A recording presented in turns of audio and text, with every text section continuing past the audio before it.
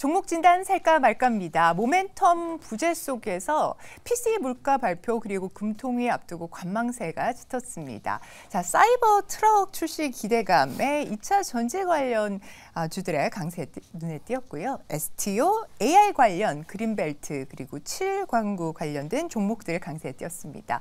자, 오늘 시장에서는 어떤 종목들, 어떤 테마들이 좀 강할지 한번 살펴볼 텐데요. 종목 이야기해 주실 분 이성웅 다올투자증권 영업부 차장 함께합니다.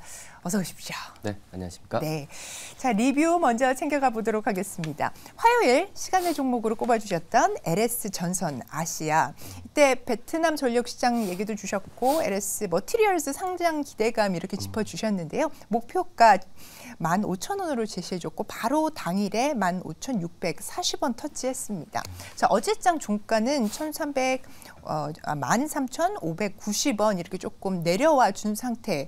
어떻게 보십니까? 상장 기대감 살아 있으니까 이 부분은 조금 더 뭐 눌림 몫이 재진입 관점으로 봐야 될지요.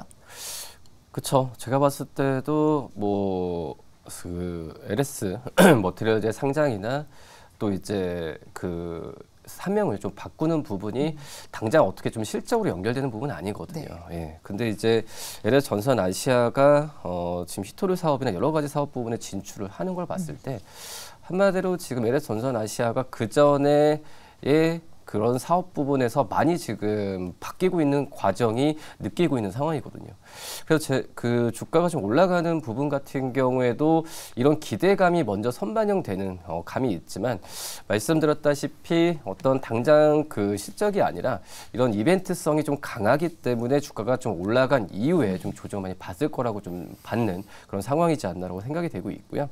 우선 1차적으로 지난주에 이번에 좀 제시했었던 목표 주가에 터치했을 때는 저 1차전 차익 실현이 좀 낮다라고 좀 판단이 되고 있는데 네네. 뭐 주가가 좀 많이 조정을 받은 이후에 어떤 실적에 대한 부분이 잡히는 과정을 확인했을 때는 그때 한번 좀 매수 관점으로 들어가도 괜찮지 않을까라고 좀 생각이 되고 있고요. 뭐 어떤 종목이든 주가가 많이 올랐다고 하더라도 실적이 받쳐줘서 간다고 한다면 이 오히려 신고가나 이런 부분이 매수 신호가 될 수가 있어요. 근데 이제 그런 부분이 아니라고 한다면은 적정선에서는 그 차익 실현하고 나와야 될 필요는 있지 않을까라고 좀 생각이 됩니다. 네, 좋습니다. 자, LS 에코에너지로 사명 변경을 예고한 LS 전선 아시아에 대한 리뷰 대응 전략 확인했습니다. 시간외에서는 어떤 종목들 강하게 움직였는지 확인해 보시죠. 네, 시간외에서는 이 시장의 대세로 떠오르고 있는 협동 로봇 시장이 관련주로 좀 주목을 받고 있었는데요. 특히나 SPG의 경우에는 6.98% 가장 강하게 올라온 모습입니다. 이렇게 시장의 대세 속에서 현대차의 전기차 공장에 첫 투입된다라는 소식도 전해졌고요. 여기에 초등학교에는 이 로봇 교사까지 등장한다라는 소식까지 들려오면서 여러 가지 상승 재료를 안고 있습니다.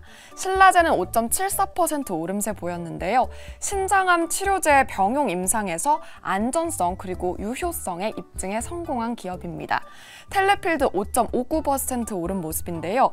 폭등 랠리가 이어지고 있다라는 평가가 나오고 있는 가운데 광전송 장비 전문 업체로 알려져 있죠. 양자보안계에 떠오르는 샛별로 큰 주목도가 보여지고 있습니다. 세트레가이는 4.65% 이 공급 계약 체결 소식과 함께 올라왔고요. 이구산업의 경우에는 3.95% 오름세 보였는데 잠잠했던 구리 관련주의 호재성 뉴스가 전해졌죠. 파나마 개발 구리광산에 제동이 걸린 가운데 위헌이 부각이 되면서 오히려 수혜를 받을 걸로 보여지고 있습니다. 이렇게 시간의 특징 중에서 오랜만에 구리 관련주도 보이고 협동로봇 대세도 보이는데 어느 쪽에 좀 관심 두면 좋을까요? 네, 어제 강세 보인 시간외 종목 가운데 오늘까지 좀 연속성 있게 이어갈 수 있는 종목 있을까요?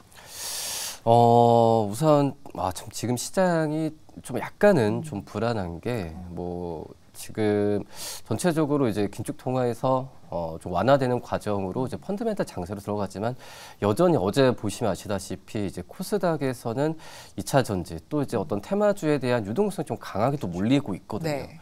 그렇기 때문에 좀 대처하는 부분이 좀 힘든 그런 상황이라고 볼 수 있겠는데 어제 이제 텔레필드라는 종목이 장중에도 상승세를 크게 보여줬고 시간에도 그런 상승세를 이어갔기 때문에 오늘도 그런 그 상승세를 장중에 이어갈 가능성이 크다라고 좀 생각이 되고 있고요. 이 과학기술부가 이 이동통신사의 지하철 와이파이망을 위한 이음 5G 이거에 대한 부분에 허용했다라는 얘기가 나와주면서 이 광송신 전문 업체인 텔레필드가 그런 그 기대감을 지금 현재 가져가는 모습을 좀 보여주고 있고, 근데 이제 텔레필드 같은 경우에도 이 계속 좀 적자가 좀 나와주는 기업이거든요. 네. 뭐 그렇기 때문에 그 전에 이제 양자, 암호 뭐 이런 관련주 하면서 주목을 많이 좀 받았었는데, 이 한마디로 그 지금 어떤 펀더멘탈 상이 아니라 그런 약간 테마성에 대한 좀 유동성이 좀 강하게 몰리는 것으로 판단이 되고 있고요. 뭐 그러기 때문에 목표 주가는 말씀을 드리겠지만은 목표 주가에 도달했을 때는 그 매도 관점을 좀 말씀을 드리도록 하겠고, 지금 현재 저 텔레필드 같은 경우에 이 사업성이나 여러 가지 부분에 있어서는 크게 좀 무리는 없어요. 네. 무리는 없는데 원가율이나 뭐 이런 부분이 좀 많이 올라간 상태에서 이 마진 부분이 좀 많이 그 적자가 좀 되는 그런 상황인데요. 뭐 KT와 좀 SK에 대한 시장 점유율도 지속적으로 확대되고 있고, 이 LG U+와도 이 B2B 사업 분야에서도 협력을 좀 강화하는 모습을 좀 보여주고 있거든요.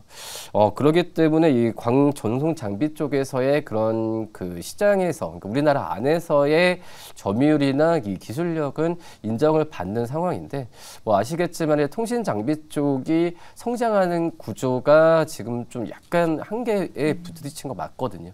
뭐 그러기 때문에 이 어떤 흑자 전환에 대한 부분이 좀 빨리 와야 어떤 텔레필드를 중장기적으로 갖고 갈 수 있지 않을까라고 좀 판단됩니다. 네, 철저하게 그 트레이딩 관점의 접근을 좀 말씀을 주셨습니다. 그러면 목표가는 어느 정도 열어놓고 계십니까? 어제 가격에서 한 12% 정도로 지금 2,700원을 말씀을 드릴 텐데, 네. 어제 장중에 올랐었고 시간에도 올랐었기 때문에 오늘도 상승 여력 가능성이 굉장히 좀 높거든요. 네. 근데 말씀드렸다시피 이 목표 주가 했을 때는 차익 실현 관점으로 가지고 오시는 게 맞지 않을까라고 좀 생각이 되고 있고, 손절가는 2,200원 말씀드리도록 하겠습니다. 네, 좋습니다. 텔레필드 목표가 2,700원으로 제시된 점 참고해 주시면 좋겠습니다. 자, 상당 기간 어떻게 보면 소외됐던 통신 장비주들 이렇게 소식 하나 둘씩 나오고 있는 것 같습니다. 추이 한번 지켜봐 주시고요. 자, 코스피에서는 외국인이 현물 4거래일 만에 순매수 보였습니다. 선물 시장에서는 3,500계약 순매도하면서 투심을 좀 위축시켰고요. 대신 코스닥에서는 외국인이 3거래일 연속 사자세로 지수 상승 이끌었습니다. 외국인 기관이 담은 종목 확인하시죠.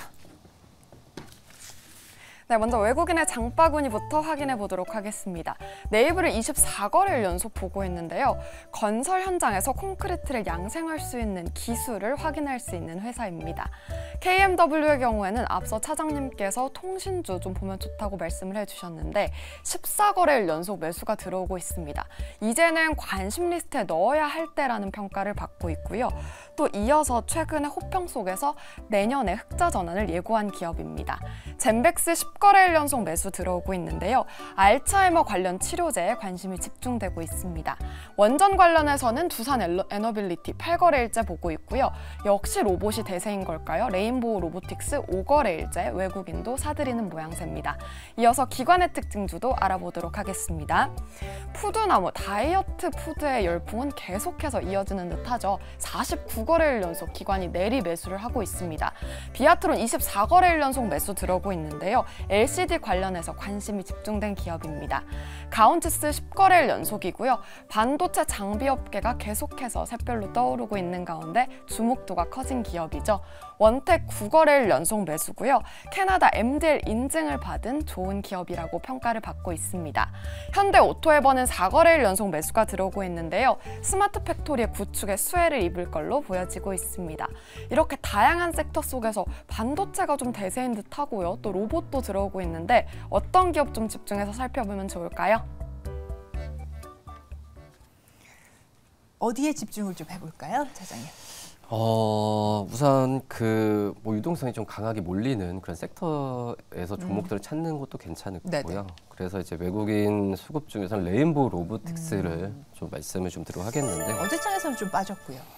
그래서 좀 아쉬워요. 이게 그 로봇주들 같은 경우에도 두산 로보틱스의 좀 유동성이 좀 많이 몰리는 그렇죠. 그런 네. 상황이기 때문에 다른 로봇주들 같은 경우에도 지금 이제 정부 차원에서도 뭐 지능형 로봇이나 여러 가지 정책적인 부분을 얘기를 하고 있지만 약간 두산 로보틱스의 이 유동성이 좀 강하게 몰리면서 어제 레인보우 로보틱스도 참 막판에 어떤 좀 그 오후장 들어서도 좀 하락세 폭을 좀 나타냈는데, 근데 어때 레인보우 로보틱스가 뭐 가장 어떻게 보면은 좀 이 전망이 좋은 게 바로 이제 삼성전자가 지분을 갖고 있잖아요. 네. 15% 가까이 지금 갖고 있는 상황이고, 그리고 이제 웨어러블 쪽에서 웨어러블 로봇이라고 한다면은 가장 이 휴머노이드의 대표적인 게 바로 휴머노이드로 이 레인보우 로보틱스가 대표적으로 꼽히거든요.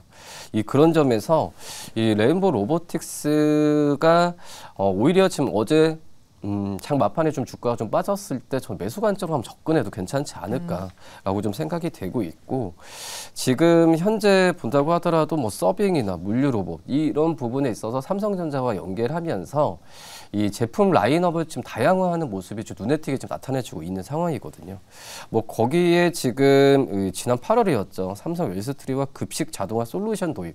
한마디로 삼성전자가 많이 연결이 돼 있는 게 바로 이제 레인보우 로보틱스라고 좀 볼 수 있겠고, 향후에 이런 협력은 계속 강화될 가능성이 커요. 뭐 삼성전자가 추진하는 어떤 로봇 사업에 있어서 레인보우 로보틱스가 빠지지 않을 것으로 좀 생각이 되고 있는데, 뭐 서빙 로봇이나 여러 가지 그 핵심 부품, 뭐 내재화에 대한 부분에 있어서 가격 경쟁력도 좋아질 가능성이 있기 때문에 레인보우 로보틱스의 어떤 기술력도 좋긴 하지만 저는 말씀드렸다시피 이 삼성전자와 협업에 대한 부분은 지금 이제 레인보우 로보틱스는 적자를 계속 좀 기록을 하고 있지만 뭐 이 부분이 흑자로 돌아오는 시기가 굉장히 좀 빨라질 가능성이 좀 있다라고 네. 좀 생각이 되고 있고, 근데 이제 로봇 관련주들 같은 경우가 어차피 이제 성장주예요. 성장주이기 때문에 성장주라고 한다면은 지금 미국의 어떤 긴축이나 어떤 금리가 많이 올랐을 때로 본다고 하더라도 이 주가가 많이 조정받았었는데 그런 부분이 완화되는 과정에서 투자 온기가 전체적으로 좋아질 가능성도 있거든요.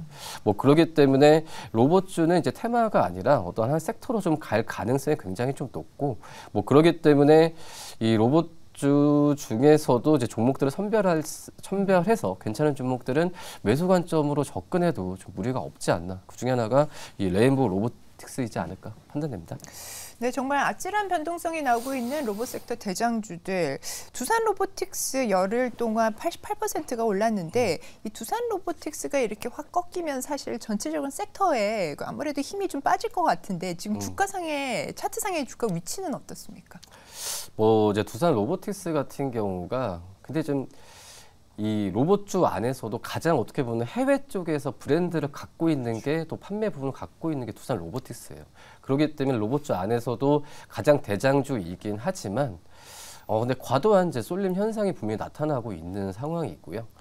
뭐 그런 점에서 본다고 한다면은 약간 고평가에 대한 부분은 분명히 두산 로보틱스의 지금 펀더멘탈 상으로 본다고 하더라도 그런 부분은 나와주고 있는 상황인데, 근데 오히려 이 부분이 좀 꺾였을 때는 그래서 말씀하셨듯이 로봇도 전체적으로 그 수급적인 부분이 투자 심리가 안 좋을 수도 있겠지만 또 수급적이면 분산될 가능성도 있다고 판단되고 있어요. 지금 약간 반반이라고 좀 볼 수 있겠는데, 근데 중요한 부분은 로봇 관련주들이 정부 정책을 지금 추진해주고 있고 대기업도 진출해주고 있다는 점에서 봤을 때 로봇 관련주들의 그 펀더멘탈은 계속 좋아질 가능성이 분명히 좀 있다라고 좀 판단이 됩니다. 네, 좋습니다. 자, 그렇다면 가격 상방은 어느 정도 열어놓고 들어가면 될까요? 1차적으로 이제 19만 원을 좀 말씀을 좀 드리도록 하겠는데, 저는 19만 돌파했을 때는 또 이제 추가 매수 관점도 괜찮을 것 같고요. 네. 그다음에 손절가는 16만 원 말씀드리도록 하겠습니다. 좋습니다. 레인보우 로보틱스 살펴봤습니다. 자, 기관이 담고 있는 종목 가운데서 어떤 종목 보면 좋을까요? 현대 오토에버 봐야 되지 않을까. 네. 많이 좋아하세요. 네. 관심도 그렇죠. 많이 있는 상황이고, 지금 이제 뭐 자율주행이나 여러 가지 부분에 있어서 다시 한번 좀 관련 주들이 좀 부각을 받고 있는 그런 상황인데, 대표적으로 이제 현대 오토에버에 대한 부분에 있어서 저는 이제 자율주행 어떤 부품, 왜냐하면 이제 자율주행이라는 부분이 아직까지는 그런 상용화나 이런 부분이 우리나라 안에서는 좀 제한적으로 가고 있긴 하지만 이 기존의 이런 자율주행보다도 이제 자동차와 관련된 전장화 이 부품주들이 이 테슬라의 뭐 사이버트랙이나 여러 가지 부분에 있어서 이 자율주행에 대한 부분이 모멘텀 나왔을 때 그 전에 이제 펀더멘탈상으로 주목을 못 받았던 기업들에 대한 부분이 주목을 받을 수 있다는 것 자체가 좋다라고 좀 생각이 되고 있고요. 특히 이제 현대 오토에버 같은 경우에는 이 현대차 그룹 또 이제 자율주행 차에 대한 얘기를 나와주고 있긴 하지만 저는 말씀드렸다시피 아직까지는 이제 시간이 좀 필요한 건 맞아요. 네. 근데 하지만 현대차 그룹이 이 자율주행 쪽에서의 이 투자를 하고 개발을 한다고 했을 때 가장 수혜는 역시 현대 오토에버다라고 생각이 되고 있고 특히 이제 어떤 자율주행이나 이런 부분 같은 경우에는 가장 중요한 부분이 데이터 축적이거든요.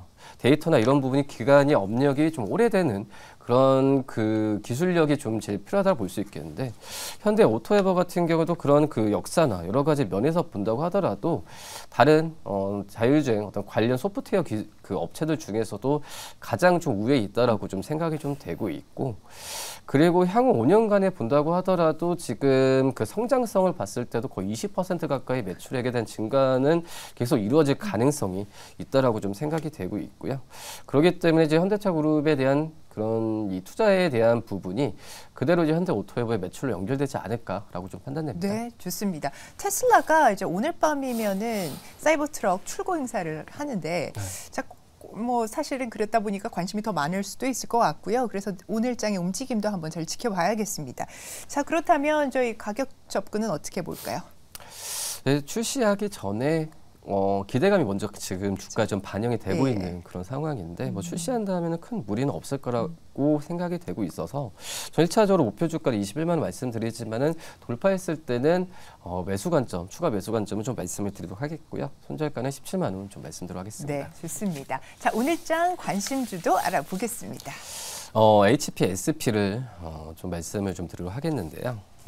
지금 HPSP 같은 경우에도 신고가를 지금 계속 좀 쓰고 있어요. 근데 이 펀드 실적도 좋아지고 펀드멘탈상 좋아지고 있으니까 이 신고가는 매수 신호로 지금 생각을 해도 괜찮다라고 좀 생각이 되고 있고요. 지금 현재 드램과 낸드 모두 이제 신규 고객사에서 지금 장비 테스트가 지금 진행이 좀 되고 있거든요. 뭐 그런 점에서 본다고 한다면 이거에 대한 양산 부분이 본격적으로 시작됐을 때는 매출에 대해서 증가 속도는 굉장히 좀 빨라질 가능성이 좀 있다라고 좀 생각이 되고 있고 이 뭐 산화막 장비나 여러 가지 면에서 봤을 때 HPSP가 그전에는 뭐 전공정 쪽에서의 좀 치중을 했다면 지금 이제 후공정 쪽으로도 많이 좀 바꾸고 있는 상황이거든요. 그러니까 전공정, 후공정 이 사업 부분을 이제 모두 아우르는 그런 추세로 좀 가고 있는 그런 상황이기 때문에 이제 HPSP에 대한 지금 시장에서의 평가는 굉장히 좀 좋은 쪽으로 가고 있고 그런 부분이 지금 주가에 대한 상승 여력까지도 좀 가고 있는 그런 상황이고요. 또 이제 뭐 하이브리드 본딩 공장 진입에 대한 부분에 있어서 이 후공정 쪽에서의 시장 점유율을 얼만큼 좀 높이냐 이런 부분도 시장에서 관심이 많고 있는데 제가 본다고 하더라도 크게 무리가 없어요. 이런 기술력이나 이런 부분에 있어서는 HPSP가 거의 뭐 유일한 어떤 독점적으로 좀 하고 있기 때문에 이 HPSP에 대한 관심을 좀 꾸준하게 좀 가져야 되는 게 맞지 않을까 판단됩니다. 네, 단기적으로 달성할 수 있는 상승 여력 어떻게 보고 계십니까? 우선 증권사는 지금 목표 주가를 58,000원까지도 지금 얘기하고 있거든요. 근데 지금 신고가라도 이제 4만 원 중반 이하로 좀 형성이 되고 있기 때문에 저는 지금 어제 종가인 42,900원은 충분히 매수 관점 괜찮지 않을까라고 좀 생각이 되고 있고 1차적 목표가 47,000원 좀 말씀을 드리고 손절가는 38,000원 말씀드리도록 하겠습니다. 네, 좋습니다. 오늘장 관심주로 HPSP 살펴보셨습니다. 자, 오늘장에서 우리 눈여겨봐야 할 종목들 챙겨주신 이성웅 차장님 오늘도 수고 많으셨습니다. 감사합니다. 네, 감사합니다.